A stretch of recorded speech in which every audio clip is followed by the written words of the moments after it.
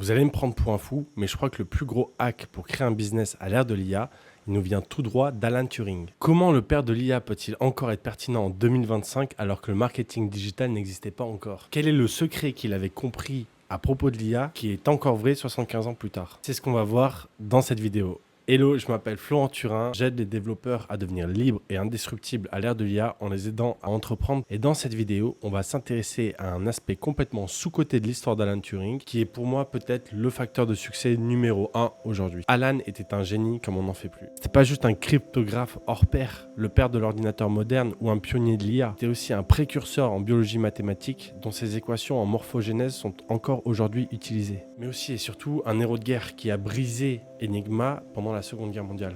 Mais il avait aussi ce qu'on appellerait aujourd'hui un hobby. Alan courait, il courait beaucoup, souvent plus de 16 km par jour. Parfois, il se rendait même à des réunions à Londres en courant les 40 km depuis Cambridge pour ensuite participer aux discussions et repartir en courant. Le premier ultra-trailer scientifique de l'histoire. En 1947, il a même failli se qualifier pour l'équipe olympique britannique avec un temps d'environ 2,46 au marathon, un chrono impressionnant pour un amateur à moins de 12 minutes du record olympique de l'époque. Mais l'info intéressante ici, c'est pas tant de savoir qu'il courait, mais c'est de savoir pourquoi il courait. Pourquoi Alan Turing courait-il autant? Tout simplement parce qu'il en avait besoin.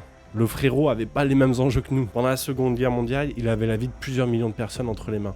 Et les historiens estiment qu'il a réussi à écourter la guerre de plusieurs mois, voire plusieurs années. Il livre d'ailleurs à un ami « I have such a stressful job that the only way I can get it out of my mind is by running hard ». Courir était l'échappatoire qui lui enlevait le stress et lui donnait l'espace mental suffisant pour pouvoir réfléchir et solver ses problèmes. Si Alan Turing, le mec qui a littéralement poser les bases de l'IA, avait besoin de courir pour pouvoir gérer la complexité de son époque, qu'est-ce qu'il ferait d'après toi à l'ère où l'IA est sur le point de disrupter des millions de jobs? Aujourd'hui, on bosse peut-être pas sur des casse-têtes aussi vénères qu'Enigma, mais on fait face à un problème encore plus pervers. Paradoxe de l'entrepreneur. Ça fait déjà plusieurs années que nos cerveaux sont numériquement sursollicités.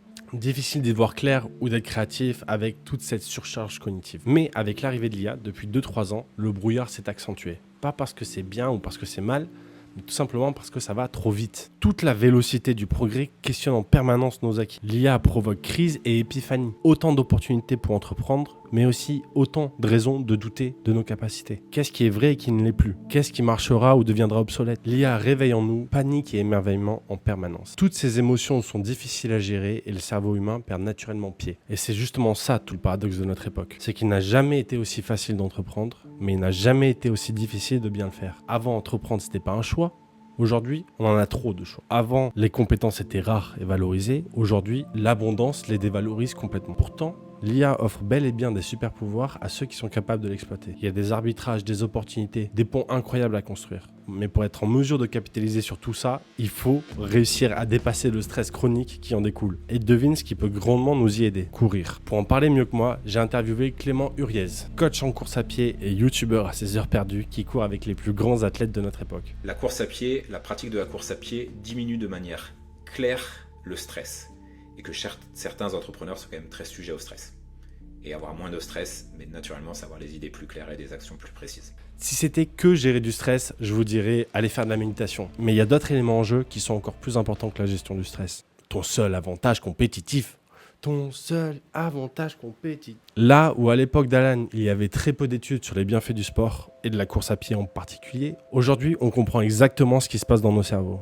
Tes performances cognitives, elles sont directement liées à la manière dont tu vas prendre soin de ton cerveau. Et prendre soin de ton cerveau, c'est tout à fait hormonal. Alors quand on parle de performance cognitive, on peut parler de mémoire, d'apprentissage, de concentration. Et ça, c'est des caractères qui sont essentiels à ton développement entrepreneurial. Le fait de courir, et ça c'est clair, puisqu'en 2011, Ericsson et son équipe, ils avaient mis en évidence que 3 fois courir 40 minutes par semaine développait de 2% la taille de ton hippocampe. L'hippocampe, en gros, c'est une petite partie du système central nerveux qui va t'aider dans la neurogénèse et qui va augmenter ta plasticité cérébrale. Donc en fait, c'est factuel. La pratique de la course à pied augmente les performances cognitives. 2% d'augmentation de l'hippocampe en seulement 2 heures par semaine, c'est énorme. Mais ce qu'Ericsson n'a pas mesuré, c'est la BDNF, Brain Derived Neurotrophic Factor. Quand tu cours, ton corps produit cette protéine qui fait littéralement pousser de nouvelles connexions cérébrales. Ça va aussi t'aider via les hormones sécrétées, on parle de dopamine, on parle de noradrénaline, à augmenter ton attention, ta concentration ta prise de décision. Et si tu fais la somme de toutes ces choses, en fait, tu vas être augmenté d'un point de vue cérébral par ta pratique. Si tu aimes avoir de bonnes capacités cognitives, à ce stade, tu dois déjà adorer la course. Jusqu'à présent, tu avais peut-être la flemme ou pas le temps, mais ce sont des excuses qui ne vont pas contrebalancer tous les bénéfices que ça t'apporte. Maintenant, la question, c'est comment on s'y met. Est-ce qu'on y va à la motivation ou à la discipline?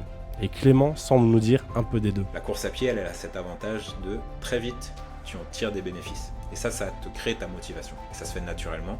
Tu cours, tu progresses, ça te nourrit et tu continues.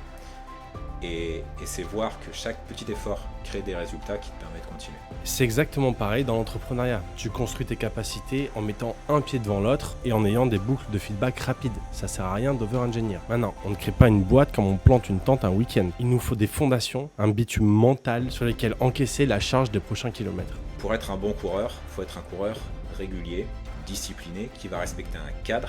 Et ce cadre, c'est pas plus, c'est mieux. On n'est pas dans l'extra quantité, mais plutôt dans une qualité. C'est savoir faire les choses au bon moment et comment tu les fais.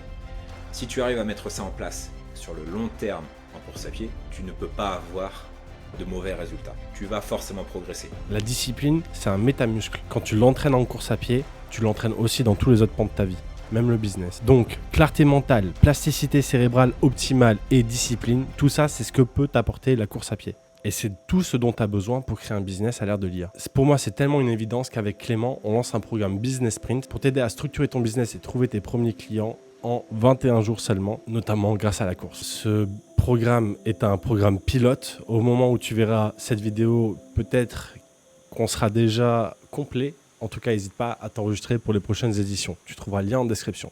We can only see a short distance ahead, but we can see plenty that then needs to be done.